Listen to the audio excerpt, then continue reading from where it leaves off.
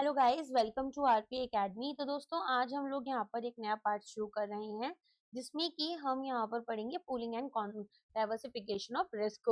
तो लास्ट दो क्लासेस में मैंने आपको रिस्क कितने तरह के होते हैं और कैसे मैनेज किया जाता है वो दोनों पार्ट समझाए थे। तो चलिए स्टार्ट करते हैं pooling and diversification of risk के साथ में। थोड़ा सा पॉइंट्स इधर उधर हो गए हैं। एक्चुअली पढ़ाने के लिए ना अलग से फाइल को थोड़ा सा फॉर्मेटिंग करना होता है, कभी कभी गड़बड़ हो जाता है। एनीवेज आगे बढ़ते हैं। तो यहाँ पर पूलिंग ऑफ रिस्क के बारे में अगर हम बात करें तो ये एक वाइटल एस्पेक्ट है।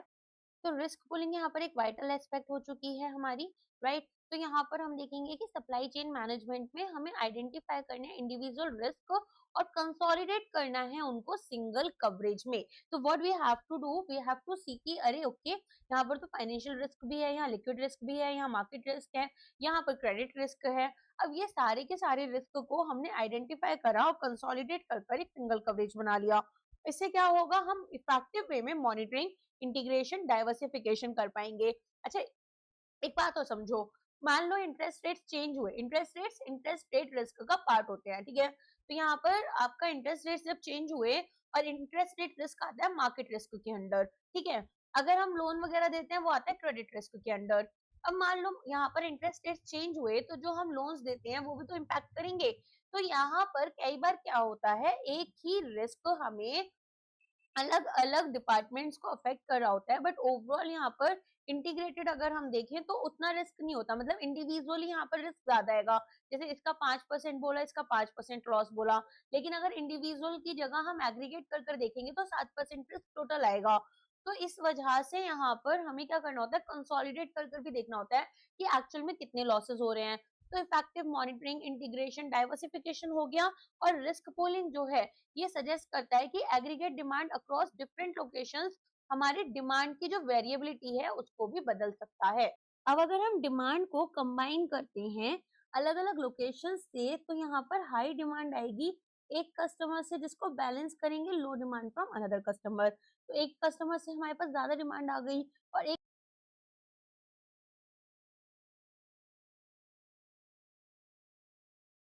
सेफ्टी स्टॉक में, जिसकी वजह से रिडक्शन होगा एवरेज इन्वेंट्री में, ठीक है। तो यहाँ पर रिस्क रिडक्शन हमें कैसे करना है, डाइवर्सिफिकेशन से। तो मैं एक एग्जांपल देती हूँ। मान लो यहाँ पर हमने कोविड-19 था, राइट। अब हेल्थ रिस्क में सबसे ज्यादा यहाँ पर हमने देखा कि जो हेल्थ रिलेटेड इंश्योरेंस थे उनकी डिमांड ज्यादा बढ़ गई, क्लेम सेटलमेंट। लेकिन यहाँ पर एक्सीडेंट रिलेटेड जो हमारे यहाँ पर इंश्योरेंस थे उनकी डिमांड कम हुई होगी, क्योंकि इतना ज्यादा आना जाना ही नहीं हो पा रहा था, कोविड का टाइम था, राइट। ऐसे ही फायर के भी इंसिडेंसेस उस टाइम पर काफी कम थे। तो अगर मैं ओवरऑल यहाँ पर बोलूं तो अगर यहाँ पर हमने एक ऐसा पोर्टफोलियो बनाया था जिसमें हमने अलग अलग तरह के रिस्क कवर कर रखे हैं, ठीक है। हेल्थ भी है, एक्सीडेंट भी है और इस तरह के हैं। तो अब एक्सीडेंट वाले रिस्क में तो हमें केवल प्रीमियम कलेक्ट कर रहे हैं, कोई लॉस ही नहीं हो रहा। सेम हमारा फायर में भी हो रहा है कि कोई खास लॉस नहीं हो रहा। तो हमारे पास में अगर एक जगह ज्यादा लॉस है, ठीक है, और बाकी जगह से प्रॉफिट है, तो भी यहाँ पर इससे होने वाले प्रॉफिट ने इसको लॉस को कम कर दिया। तो एग्रीगेट जो मुझे लॉस होता वो कम हो गया या फिर मेरा प्रॉफिट ओवरऑल कम हुआ होगा। तो डाइवर्सिफिकेशन क्या करता है, यहाँ पर हमारे जो लॉसेस हैं हमारे रिस्क को डाइवर्सिफाई कर देता है और हमारे रिस्क बैलेंस हो जाते हैं, हमारे लॉसेस बैलेंस हो जाते हैं। तो एफिशिएंट कैपिटल मार्केट्स में इन्वेस्टर्स क्या करते हैं, वो सारी इन्वेस्टमेंट किसी भी सिंगल एसेट या सिक्योरिटी में नहीं रखते। We are not putting all our fruits in a single basket, what we are doing, all our eggs, sorry. तो यहाँ पर हम क्या कर रहे हैं, ओके मैं वेजिटेरियन हूँ तो मैं यहाँ पर फ्रूट्स बोलती हूँ, दैट्स अ जोक। तो यहाँ पर हम क्या कर सकते हैं, एक वेल डाइवर्सिफाइड पोर्टफोलियो बना लेंगे ताकि हम रिस्क को मिटिगेट कर पाए। तो एक एफिशिएंट पोर्टफोलियो अचीव करने के लिए एक मैक्सिमाइज रिटर्न हमारे पास होना चाहिए for a given level of risk को, या फिर रिस्क को हमें मिनिमाइज करना है ताकि एक गिवन लेवल ऑफ रिटर्न्स हम अचीव कर पाए। तो यहाँ पर अगर हमें रिटर्न्स को अपनी मैक्सिमम रिटर्न्स अचीव करने हैं या एक given level of returns achieve करने हैं, तो हमें अपने जो भी पोर्टफोलियो है उसमें डाइवर्सिफाई करना होगा रिस्क को। तो जो कॉन्सेप्ट है कोरिलेशन का वो क्रूशियल हो जाता है डाइवर्सिफाइंग करने में रिस्क को। एंड यहाँ पर जो कोरिलेशन हमें समझना है, इन्वेस्टर्स क्या करेंगे, वो एसेट्स को सिलेक्ट करेंगे जिनके पास लो या नेगेटिव कोरिलेशन है एक दूसरे के साथ में, और रिड्यूस कर देंगे overall risk of the portfolio, right. तो यहाँ पर हम क्या कर रहे हैं, हम ओवरऑल रिस्क जो है हमारे पोर्टफोलियो का उसको कम कर लेंगे।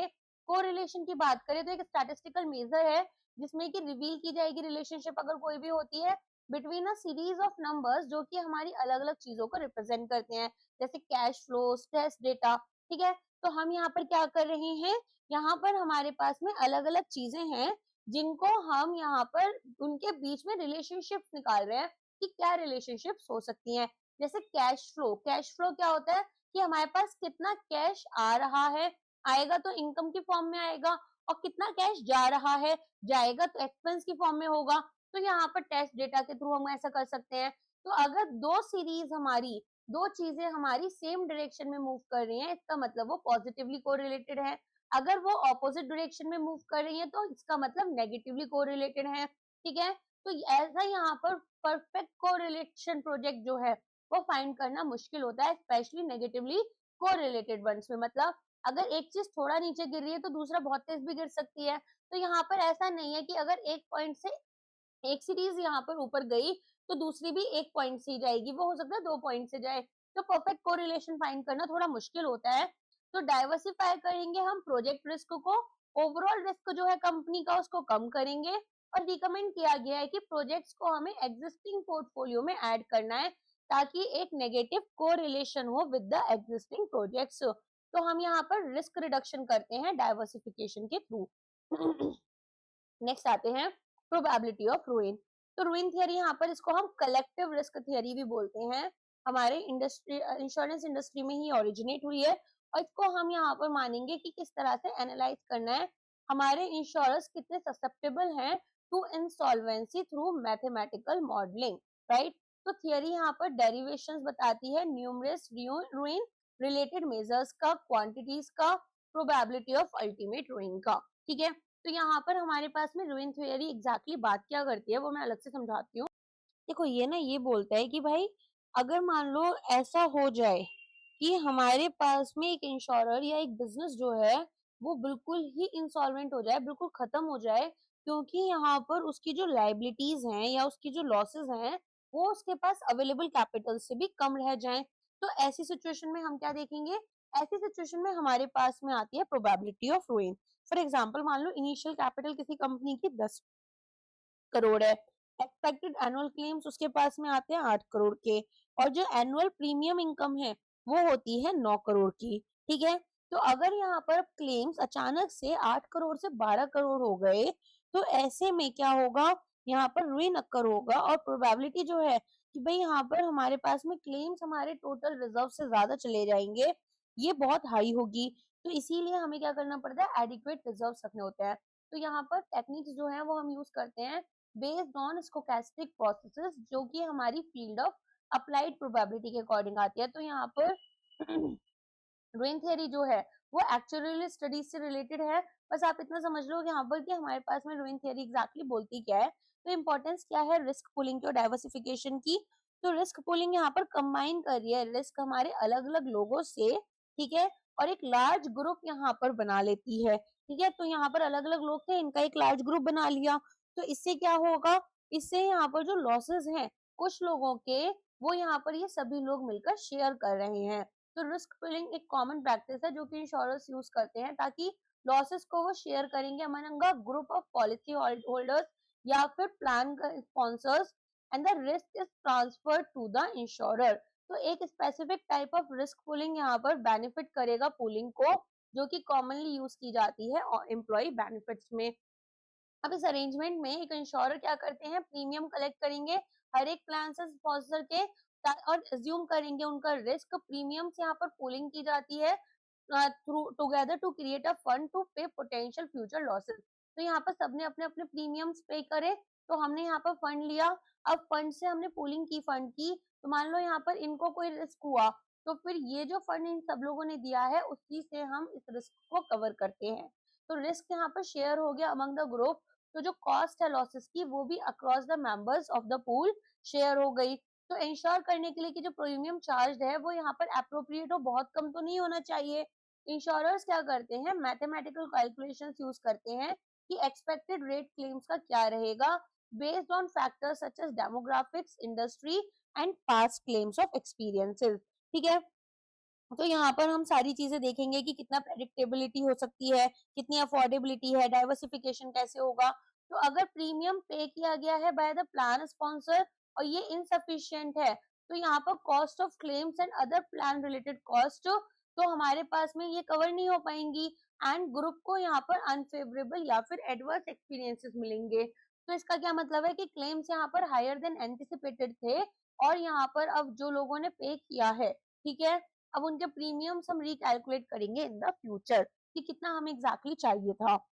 तो यहाँ पर हमारे पास में पूलिंग ऑफ रिस्क जो है इंश्योरेंस की, वो हम क्यों कर रहे हैं, उसकी जरूरत क्या है। तो देखो सबसे पहले तो एक एग्जैक्टली इमेजिन करो चीजें। मानकर चलो यहाँ पर हमारे पास 1000 कार ओनर्स थे जिन्होंने हर किसी ने यहाँ पर 10-10 हजार रुपीज पे करे हैं प्रीमियम के लिए, ठीक है। अब टोटल प्रीमियम कलेक्टेड कितना हो गया आपका 1 CR हो गया। अगर मान लो 50 कार एक्सीडेंट्स हो गए, ठीक है, और हर एक कार में 1-1 लाख रुपीज लग रहे हैं, तो हमें टोटल कितना रुपया देना पड़ा, 50 लाख रुपीज देने पड़े। अब ऐसे में हमारे पास में 1 करोड़ रुपीज में से केवल 50 लाख रुपीज गए, तो जो लॉसेस थे वो कवर हो गए क्योंकि सभी ने इस पूल में कंट्रीब्यूट किया हुआ था। तो यहाँ पर हमारे पास में क्या क्या बेनिफिट्स हो जाते हैं। सबसे पहले तो यहाँ पर कंबाइन हो गया रिस्क मैनी इंडिविजुअल्स का लार्ज ग्रुप में, तो रिड्यूस हो गया overall financial impact potential losses का। तो जो लॉ है कि भाई लार्ज नंबर हमारे पास में ओवरऑल लॉसेस को प्रेडिक्टेबल बना रहा है। दूसरा यहाँ पर ये अफोर्डेबल है। अब सभी लोगों ने यहाँ पर 10-10 हजार रुपीज ही दिए थे, लेकिन इनको जब लॉस बड़ा हो गया 1-1 लाख रुपीज का, तो वो भी कवर हो गया। तो प्रीमियम जो कलेक्ट हुआ है मैनी पॉलिसी होल्डर से, उनके ये फंड्स को हमने यूज कर कर क्लेम जो थोड़े से लोगों ने मांगा था वो प्रोवाइड कर दिया। और रिस्क यहाँ पर आपका स्प्रेड होने से फाइनेंशियल बर्डन हर एक इंडिविजुअल का भी कम हो जाता है, ठीक है। तो इससे ग्रेटर फाइनेंशियल प्रोटेक्शन हमें मिल रहा है अगेंस्ट अनसर्टेन इवेंट्स और हमें हेल्प होती है टू मिटिगेट पोटेंशियल लॉसेस। तो जो कॉन्सेप्ट है रिस्क पूलिंग का, इसमें हम देखेंगे कि एसेंशियली 4 क्लासेस में अप्रोच की कि किस तरह से रिस्क पूलिंग करनी है। और यहाँ पर no risk pool, unitary, fragmented and integrated risk pool, 4 तरह से आपकी क्लासेस बनती हैं। अगर मैं बात करूं यहाँ पर नो रिस्क पूलिंग की, तो यहाँ पर आप क्या देखेंगे कि जितने भी लोग हैं वो अपनी खुद की कॉस्ट को बेयर कर रहे हैं। तो यहाँ पर जितना भी हॉस्पिटल बिल है, अगर किसी पर्सन का यहाँ पर कोई हॉस्पिटल बिल बनता है तो वो खुद से पे करेंगे। तो एब्सेंस यहाँ पर होगी हेल्थ केयर सिस्टम में, जिसकी वजह से खुद के हेल्थ केयर कॉस्ट यहाँ पर इनको पे करने हैं और डिनाई कर दिया जाएगा ट्रीटमेंट का अगर ये अफोर्ड नहीं कर पाते। फिर आता है यहाँ पर uncertainty, future health care expenditure से रिलेटेड तो डिससेटिस्फेक्शन लाएगी। कॉम्पिटिटिव इंश्योरेंस मार्केट यहाँ पर इन तरह की जो अनसर्टेनिटीज हैं उनको खत्म करने में हेल्प करता है। और जो इंश्योरर्स हैं वो इंडिविजुअल प्रीमियम्स यहाँ पर इंडिविजुअल के रिस्क प्रोफाइल के अकॉर्डिंग सेट कर सकते हैं। हाउएवर अगर एक्सपेंडिचर यहाँ पर इंडिविजुअल्स के साथ में डिफरेंट रिस्क प्रोफाइल का है तो वो पूल नहीं होता। जैसे यहाँ पर 2 बूढ़े लोग हैं और 2 जवान लोग हैं, तो यंग वालों को हम बूढ़ों के साथ में नहीं लेकर जा रहे हैं। तो इंश्योरेंस प्लान जो है एक रिस्क पूल यहाँ पर इक्वल प्रीमियम डिफरेंट रिस्क का बन रहा है। तो ज्यादातर जो प्राइवेट इंश्योरेंस अरेंजमेंट्स होते हैं वो सिटीजन की प्रीवियस हेल्थ रिकॉर्ड को एक इंपॉर्टेंट एलिमेंट लेकर चलते हैं और अकॉर्डिंगली प्रीमियम सेट करते हैं। और अगर कोई मेजर क्रिटिकल डिसीज हुई होती है तो वो लोग इंश्योरेंस ही नहीं देते हैं, ठीक है। तो यहाँ पर जो रिस्क पूलिंग है वो इंडिविजुअल्स को मैनेज और मिटिगेट करने में हेल्प कर रही है जो भी पोटेंशियल फाइनेंशियल लॉसेस उन्हें हो सकते थे हेल्थ केयर कॉस्ट से रिलेटेड। नेक्स्ट आता है यूनिटरी रिस्क पूल। यहाँ पर क्या होगा, एक बड़ा नेशनल पूल हमने बना लिया जिसमें कि हर कोई पर्सन कंट्रीब्यूट करेगा मैंडेटरीली, जैसे स्कैंडिनेवियन नेशंस में होता है, या यूके का ना आपका नेशनल हेल्थ सिस्टम है जिसमें कि टैक्सेस के थ्रू उसको फंड किया जाता है। तो इसमें यूनिटरी रिस्क पूल रेवेन्यू जो होता है, जैसे आपका जनरल इंश्योरेंस, सोशल इंश्योरेंस या फिर हेल्थ केयर इंश्योरेंस है, यूजर चार्जेस, वो हम एक सिंगल सेंट्रल पूल में रखते हैं और एक चोजन पैकेज यहाँ पर हेल्थ केयर सर्विसेज का यूज करते हैं। पेमेंट्स देन हम यहाँ पर प्रोवाइडर्स को करेंगे जैसी भी उनकी पेशेंट की डिमांड्स होती हैं। इस मॉडल में रिस्क पूलिंग मैंडेटरी होती है जैसा मैंने बताया, और रिच या हेल्दी सिटीजन जो होते हैं वो यहाँ पर कंट्रीब्यूट करने से मना नहीं कर सकते, ठीक है। ऐसा नहीं है कि वो लोग बोलेंगे हम तो खुद कर लेंगे ये सारी चीजें, हम क्यों दें आपको पैसे, ऐसा कुछ नहीं कर सकते। मैंडेटरी रिस्क पूल जो है एक पॉसिबल पॉलिसी रिस्पॉन्स है ताकि हम मैनिफेस्ट इनएफिशिएंसीज जो हैं या इनइक्विटीज जो कि एडवर्स सिलेक्शन के साथ में एसोसिएटेड हैं या क्रीम स्कीमिंग या ट्रांजिशन कॉस्ट के साथ में, उन्हें काउंटर कर पाएंगे। देन आता है फ्रेगमेंटेड रिस्क पूल। यहाँ पर क्या होता है, छोटे छोटे मल्टीपल स्मॉल पूल्स हमने बनाए हैं, अलग अलग एज के हो सकते हैं, लोकेशन के हो सकते हैं, जॉब के हो सकते हैं, और फिर हम उनको एक साथ ले आएंगे। जैसे यूएस में होता है, जहां पर प्राइवेट इंश्योरर्स क्या करते हैं, पूल्स बनाते हैं, एम्प्लॉइज के लिए अलग, एल्डरली लोगों के लिए अलग, ठीक है। तो यहाँ पर परस्यूट होती है एक pure unitary system of risk pooling की, जो कि अनफिजिबल है या फिर मे बी अनडिजायरेबल है। तो एक लार्ज यूनिटरी रिस्क पूल यहाँ पर क्या करता है, प्रिंसिपल इफेक्ट में ये यहाँ पर कंप्लीट करेगा risk sharing across the nation, and यहाँ पर जितनी भी वेरिएशन थे एक्सपेक्टेड आपके एक्सपेक्टेड एक्सपेंडिचर में, उन सभी को मिनिमाइज कर देंगे। एनॉर्मस प्रैक्टिकल डिफिकल्टीज जो एसोसिएटेड है मैनेजरियल कंट्रोल या कोऑर्डिनेशन के साथ में, उनको हम यहाँ पर ध्यान में रखते हैं। तो ऑलमोस्ट जितने भी नेशंस हैं वो हेल्थ केयर परचेजिंग अरेंजमेंट्स को डिवॉल्व करते हैं स्मॉलर ऑर्गेनाइजेशंस में, और रिस्क पूल यहाँ पर एक फ्रेगमेंट बन जाता है। पोटेंशियल फ्रेगमेंटेशन के लिए आपका कब अक्कर होता है, जब more than one risk pool occur यहाँ पर एग्जिस्ट करता है। अब इसी अरेंजमेंट में हम क्या देखते हैं कि जो इंडिविजुअल्स हैं उन्हें हम एक पर्टिकुलर पूल असाइन करते हैं, ताकि यहाँ पर अब कुछ क्राइटेरियाज देखे जाएंगे कि वो लोग कहाँ रहते हैं। जैसे मैंने बताया ना, ज्योग्राफिकल लोकेशन यहाँ पर इंपॉर्टेंट है, इसके अलावा नेचर क्या है उनकी एम्प्लॉयमेंट की, पर्सनल कैरेक्टरिस्टिक्स यहाँ पर जैसे एज, हेल्थ स्टेटस क्या है, पर्सनल चॉइसेस क्या है, मेंबरशिप उनके पर्टिकुलर रिस्क पूल में वॉलेंट्री हो सकती है या तो फिर मैंडेटरी हो सकती है। तो सोसाइटीज यहाँ पर इंसिस्ट करती हैं कि जितने भी सिटीजन मेंबर्स हैं वो यहाँ पर कम से कम एक पूल का मेंबर तो बने ही बने। अब फ्रेगमेंटेड रिस्क पूल जो है वो वेरिएबल पॉपुलेशन साइज का हो सकता है, तो variable per capita expected expenditure होगा, तो पर पर्टिकुलर पर्सन पर हेड यहाँ पर खर्चा जो है वो अलग अलग होगा। तो पूल्स जिनमें higher proportion of older and sicker people है उनका खर्चा ज्यादा आएगा, जहां पर हेल्दी या फिर यंग लोग हैं वहां खर्चा कम आएगा। तो smaller large number of small risk pools, ठीक है, वो यहाँ पर ज्यादा वेरिएशन दिखाते हैं खर्चे में। देन अगर यहाँ पर एक लार्ज आपका रिस्क पूल देखा जाएगा स्मॉल नंबर के साथ में, तो यहाँ पर आपके पास में वेरिएशंस कम रहेंगे। फर्दर मोर जो लेवल ऑफ अनसर्टेनिटी है कि क्या नीड्स यहाँ पर रहेंगी, वो कहाँ पर बढ़ जाती हैं, जब रिस्क पूल आपका छोटा होता है, क्योंकि इंपॉर्टेंस रैंडम फ्लक्चुएशंस की पॉपुलेशन एट रिस्क में यहाँ पर बढ़ जाती है। इसके बाद आता है इंटीग्रेटेड रिस्क पूल्स। यहाँ पर क्या होगा, छोटे छोटे बहुत सारे पूल्स बनाते हैं जिनको हम कनेक्ट करेंगे by transfers to equalise risk. जैसे जर्मनी की रिस्क एडजस्टेड हेल्थ फंड होते हैं, जिसमें पेमेंट्स जो है इंश्योरेंस के बीच में उसे बैलेंस किया जाता है। तो हेल्थ केयर यहाँ पर क्या कर रहे हैं, परचेजिंग एग्रीमेंट हम एक ऐसा टेम्प ले रहे हैं जहां पर जो रिस्क पूल का डेंजर था कि ये फ्रेगमेंट हो जाएगा और न्यूमरस एडवर्स कॉन्सिक्वेंसेस देखे जा सकते हैं एफिशिएंसी या इक्विटी के, ठीक है। तो पॉलिसी रिस्पॉन्स यहाँ पर एफिशिएंसी एंड इक्विटी प्रॉब्लम्स के लिए एक साथ लेकर आते हैं। तो यहाँ पर फ्रेगमेंटेशन जो हो रही थी उसको हम यहाँ पर notion of integrated risk pool में लेकर आते हैं। तो यहाँ पर इंडिविजुअल रिस्क पूल्स जो थे वो जैसे हमने यहाँ पर फ्रेगमेंट वाले में डिस्कस किए हैं वो तो सेम ही रहेंगे, लेकिन जो फाइनेंशियल ट्रांसफर्स हैं ये यहाँ पर इस तरह से अरेंज किए जाएंगे कि कुछ यहाँ पर या all of the variations caused by pure fragmentation is eliminated.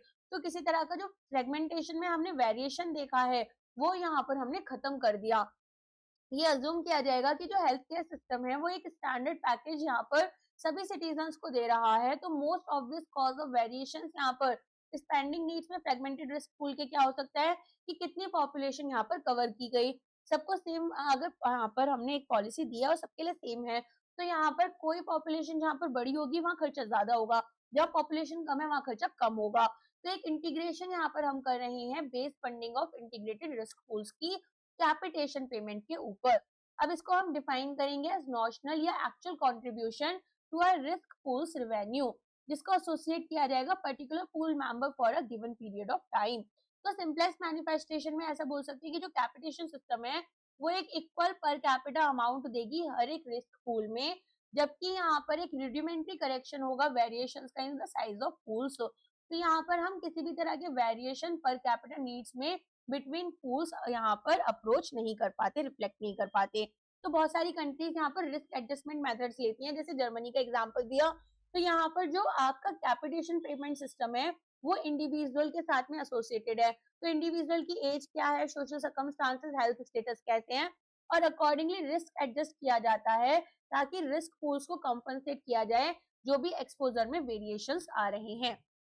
तो जो ऑपरेशन है एक सिस्टम ऑफ ट्रांसफर्स का रिस्क पूल्स में, ये एक सेंट्रल यहाँ पर कलेक्शन ऑफ रेवेन्यूज का फॉर्म ले लेते हैं और डिसबर्स किया जाता है रिस्क पूल जैसे भी हमारे यहाँ पर एस्टिमेटेड स्पेंडिंग नीड्स है। ठीक है, तो हमने क्या करा, हमने यहाँ पर देखा कि इंडिविजुअल यहाँ पर कितना रिस्क फेस कर सकते हैं, अकॉर्डिंगली इनको चार्ज किया और चार्ज कर रिस्क एडजस्टेड यहाँ पर जो भी इनके खर्चे हैं उनको फुलफिल कर लेते हैं। तो इक्विवेलेंट मैकेनिज्म यहाँ पर देखी जाती है in form of collection of revenues by pool themselves. फिर फाइनेंशियल ट्रांसफर्स हो जाते हैं लो नीड पूल्स से हाई नीड पूल्स के साथ में। जैसे यंग जनरेशन को कम जरूरत है हेल्थ इंश्योरेंस की, लेकिन अगर ओल्डर जनरेशन है तो ज्यादा है, तो ये हमने यहाँ पर क्या किया, इसको शिफ्ट कर दिया, फाइनेंस को ट्रांसफर कर दिया नीड्स के अकॉर्डिंग, और कोई भी सेंट्रल इंटरमीडिएरी यहाँ पर इंटरवीन नहीं करते। तो कैरेक्टरिस्टिक्स क्या रहेंगी हमारे रिस्क पूलिंग की, तो हम यहाँ पर बोल सकते हैं कि 5 इंपॉर्टेंट कैरेक्टरिस्टिक्स हैं रिस्क पूलिंग की जो कि मोस्ट रिस्क पूलिंग मेथड्स में हमारी कॉमन है। जैसे कि रिटर्न्स हमें बढ़ाने हैं, लेकिन जो हमारा रिस्क है या marginal returns with increasing application as well as increasing benefits है, with increasing demand variability, वो हमें यहाँ पर डिमिनिश देख रहे हैं। साथ में यहाँ पर डिक्रीजिंग डिमांड कोरिलेशन देखा गया और डिक्रीजिंग कंसंट्रेशन ऑफ अनसर्टेनिटी। तो बेनिफिट यहाँ पर रिस्क पूलिंग का क्या है, वेरिएबिलिटी हमारी रिड्यूस हो गई और इन्वेंट्री रिडक्शन यहाँ पर हमारा हो गया for a given service level. यहाँ पर रिस्क पूलिंग जो है वो जनरली इंक्रीज हो जाती है विद इंक्रीजिंग एप्लीकेशन और नंबर ऑफ पार्टिसिपेंट्स। तो number of participating stock keeping locations जो है इन्वेंट्री पुलिंग में, टाइम में और logistic postponement, transshipment, cross filing products and degree of substitution in product substitution, demand reshape, resource flexibility, products in the product line या फिर products being postponed in the manufacturing postponement, product sharing components. तो यहाँ पर ये सारी चीजें ये augment करता है। मीनिंग देखो, इसको ना अलग से समझाती हूँ मैं। तो इसका ऐसे मानकर चलो कि जितने ज्यादा लोग या बिजनेसेस एक रिस्क पूल को ज्वाइन करते हैं उतना ही बेहतर ये काम कर रहा होता है। तो जितना रिस्क आपका स्प्रेड आउट हुआ अमंग पार्टिसिपेंट्स उतना फायदा होगा। तो जब 10 लोग यहाँ पर शेयर कर रहे हैं कार एक्सीडेंट रिस्क को, तो यहाँ पर हम देखेंगे कि ये ज्यादा सेफ है रेदर देन के केवल 2 लोग शेयर कर रहे थे। तो ये क्या हुआ, इंक्रीजिंग रिटर्न्स लेकिन डिमिनिशिंग मार्जिनल रिटर्न्स। दूसरा आता है बेनिफिट्स हमारे इंक्रीज हो जाते हैं जब डिमांड हमारी ज्यादा अनसर्टेन है या तो वेरिएबल है। तो रिस्क पुलिंग कब बेहतर काम करेगा, जब डिमांड हमारी कैसी है, अनप्रेडिक्टेबल है।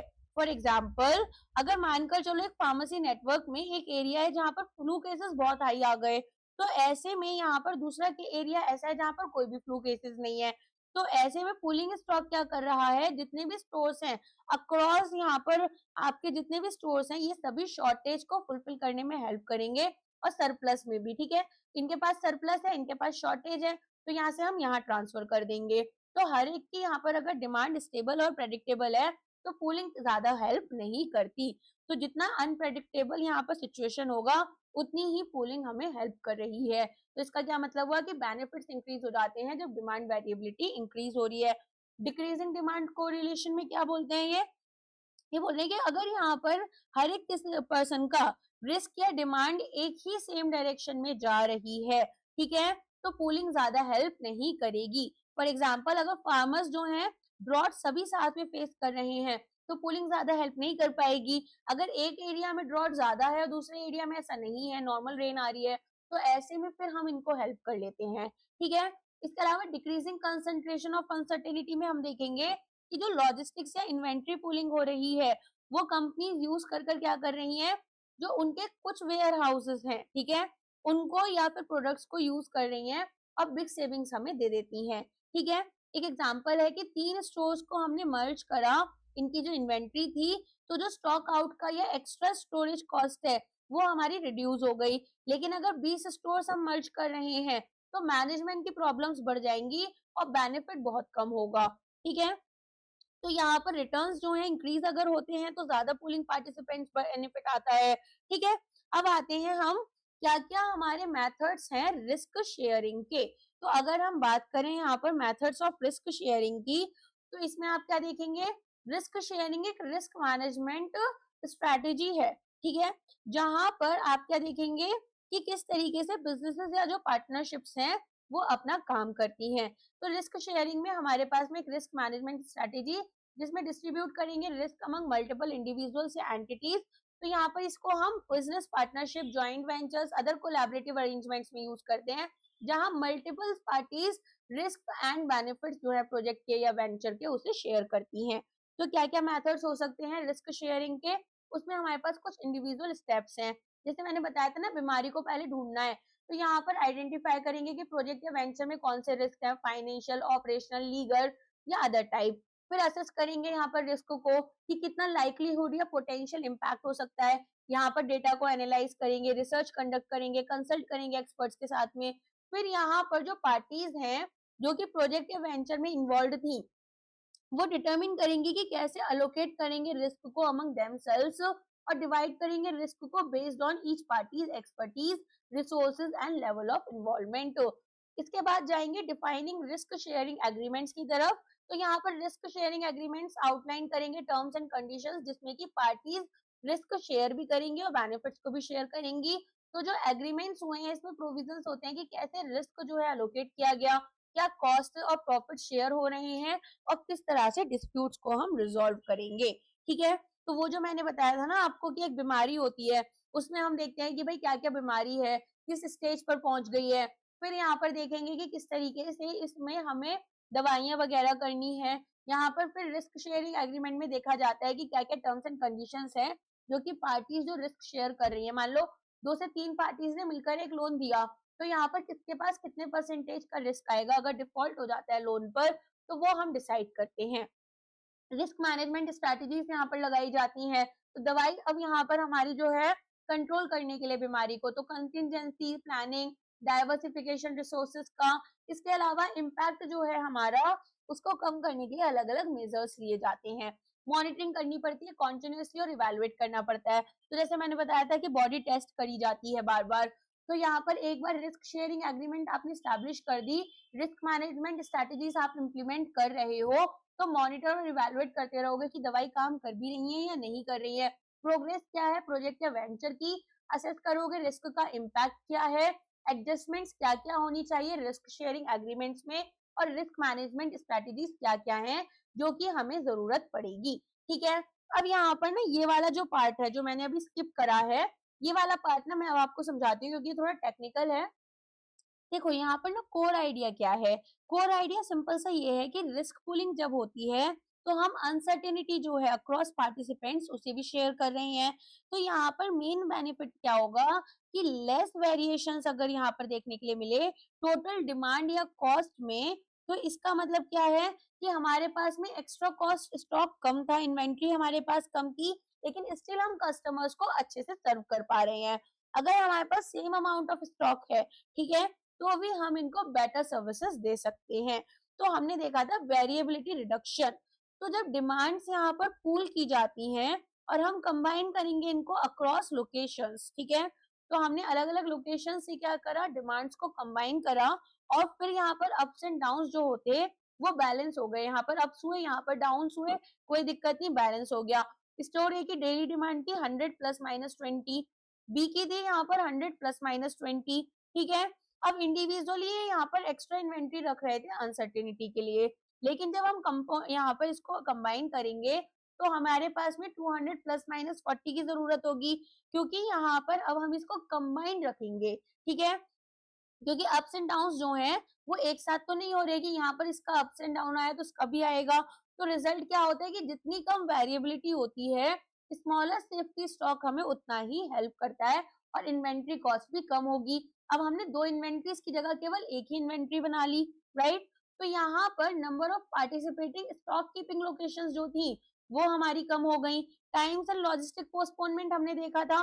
तो यहाँ पर क्या होगा, जितने ज्यादा हमारे पास पार्टिसिपेंट्स हैं उतना ज्यादा हमें फायदा हो रहा है। तो पूलिंग टाइम हमारा कम हो गया, लॉजिस्टिक पोस्टपोनमेंट कम हुई, ट्रांसशिपमेंट कर ली, ए ने बी के पास भेज दिया सामान, क्रॉस फाइलिंग हो गई, तो सब्स्टिट्यूटेबल प्रोडक्ट्स अवेलेबल हो सकते हैं ए या बी के पास में, सब्स्टिट्यूशन हम कर सकते हैं, डिमांड को रीशेप किया जा सकता है, रिसोर्स की फ्लेक्सिबिलिटी बढ़ गई, प्रोडक्ट्स जो है प्रोडक्ट लाइन में या जो प्रोडक्ट्स पोस्टपोन हुए हैं, मैन्युफैक्चरिंग पोस्टपोनमेंट हुई है, तो भी हम यहाँ पर प्रोडक्ट्स को शेयर कर लेते हैं, ठीक है। तो यहाँ पर जो कंपोनेंट कॉमनलिटी है वो बढ़ जाती है, और यहाँ पर जो रिटेलर्स हैं जो पुलिंग कर रहे थे over the outside supplier lead time, वो भी यहाँ पर इम्प्रूव हो जाती है। ठीक है, तो अब रिटेलर्स को डायरेक्टली मैन्युफैक्चरर को बार बार कनेक्ट नहीं करना पड़ेगा, और मैन्युफैक्चरिंग टाइम से कोई भी डिलेज आ गए तो भी रिटेलर्स उसे मैनेज कर लेते हैं। ठीक है, इसके बाद में यहाँ पर जो मार्जिनल बेनिफिट्स हो रहे थे रिस्क पूलिंग के, वो हमारी एडिशनल इंक्रीज जो थी रिस्क वॉल्यूम में या पार्टिसिपेंट में, उसे डिक्रीज कर रहे थे। तो हमने देखा था कि डिमिनिशिंग मार्जिनल रिटर्न्स थे, जिसमें कि देखो जितने भी नए पार्टिसिपेंट हम पूल में ऐड करते जाएंगे उतना ही हमें कम बेनिफिट मिलेगा। देखो एक अगर यहाँ पर 1% ऐड हुआ तो हमें 50 का यहाँ पर 50 यूनिट्स का फायदा हुआ। दूसरा अगर ऐड होता है तो हमें 45 का होगा, ना कि 55 का। ठीक है, तो मार्जिनल बेनिफिट जो है रिस्क पूलिंग का वो डिक्रीज होता जाता है जैसे नए नए यूनिट्स या फिर नए नए पार्टिसिपेंट्स ऐड होते हैं। जैसे 2 स्टोर्स की पूलिंग हुई तो बड़ा बेनिफिट हो रहा था, 5 की हुई मॉडरेट बेनिफिट हो रहा था, लेकिन अगर 20 के करेंगे तो मैनेज कौन करेगा, उसे मैनेजमेंट में बहुत टाइम चला जाएगा। तो यहाँ पर हमारा जो मार्जिनल रिटर्न था वो बहुत ही कम रह जाएगा, और यहाँ पर हो सकता है बाद में अगर 40 कर दिए तो ये हमारे लिए और महंगा हो जाए। तो डिमिनिशिंग मार्जिनल रिटर्न्स जो है रिस्क पूलिंग में वो क्या कर रहे हैं, वो हमारे मार्जिनल रिटर्न्स को या मार्जिनल बेनिफिट्स को कम करते चले जाते हैं जैसे जैसे पूल्ड लोकेशंस आपकी बढ़ रही होती हैं। ठीक है, इसके बाद में ये बात करते हैं आपकी जो रिलेशनशिप बन रही है यहाँ पर, को रिलेशनशिप सिमिलर डिमांड्स किस तरह से साथ में मूव करती हैं। तो यहाँ पर ये क्या बोलते हैं, ये बोलते हैं कि जो पावर है पूलिंग की वो डिपेंड करेगी कि कोरिलेशन कैसे है, कितनी डिमांड यहाँ पर सेम डायरेक्शन में जा रही है। अगर हाईली कोरिलेटेड है या पॉजिटिव कोरिलेशन काफी बेटर है तो ऐसे में सभी स्टोर्स को सेम डिमांड आएगी, और जब सभी की डिमांड पीक पर होगी तो ऐसे में यहाँ पर सप्लाई कम पड़ जाएगी और पूलिंग हेल्प नहीं कर पाएगी। अगर एक स्टोर को ज्यादा डिमांड है, दूसरे की डिमांड गिर गई, तो ऐसे में ये वाला स्टोर इसके पास अपना सरप्लस भेज देगा, तो पूलिंग यहाँ पर हेल्प करती है। ठीक है, तो ये डिक्रीज हो जाता है अगर इंक्रीज होगी डिमांड कोरिलेशन। आगे समझ में।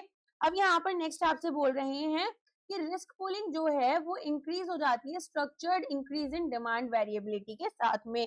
इसका क्या मतलब है, इसका मतलब है कि अगर डिमांड आपकी अनप्रेडिक्टेबल है ज्यादा, ठीक है, तो पूलिंग यहाँ पर ज्यादा वैल्यूएबल हो जाती है, क्योंकि जो भी अप्स एंड डाउन्स आ रहे हैं उन्हें हम बैलेंस कर पाएंगे। तो हमें पता है प्रोडक्शन सिस्टम तो ऑलरेडी यहाँ पर आपका क्या हो गया है, ओवरलोडेड है, बहुत ज्यादा काम हो रहा है, कैपेसिटी यूटिलाइजेशन फुल हो रही है। अब यहाँ पर अगर हमें होल्डिंग या स्टोरिंग करनी है तो कॉस्ट काफी अनइवन रहेंगी। तो पूलिंग यहाँ पर क्या करती है, जो बेनिफिट्स हैं वो उनके ड्रॉप हो जाते हैं। तो अगर लीड टाइम्स यहाँ पर एक्सोजिनस हैं, ज्यादा हैं, तो यहाँ पर हम क्या करेंगे, यहाँ पर हम देखेंगे कि अगर वेरिएबिलिटी दो इंडिविजुअल डिमांड्स में है तो बेनिफिट्स रिस्क पुलिंग के हमारे कम हो जा रहे हैं। दोनों ही जगह अगर डाउन्स आ गए या अप्स आ गए तो पुलिंग का जो फायदा था वो खत्म होता चला जाएगा। इसके बाद में यहाँ पर आता है आपका अनइवन अनसर्टेनिटी। तो इसमें क्या होगा, एक multivariate normal distribution and uncorrelated demands जो हैं वो अनसर्टेनिटी यहाँ पर आपकी क्या कर रहे हैं, वैल्यू ऑफ पुलिंग आपकी लोअर हो गई जब अनसर्टेनिटी कॉन्सेंट्रेटेड है, तो कॉन्सेंट्रेशन ऑफ रिस्क हो गया। तो अगर एक पार्टिसिपेंट है जिसके पास अनसर्टेनिटी बहुत हाई है और बाकी के पास में बहुत कम है, तो पोलिंग यहाँ पर लेस बेनिफिशियल हो जाती है।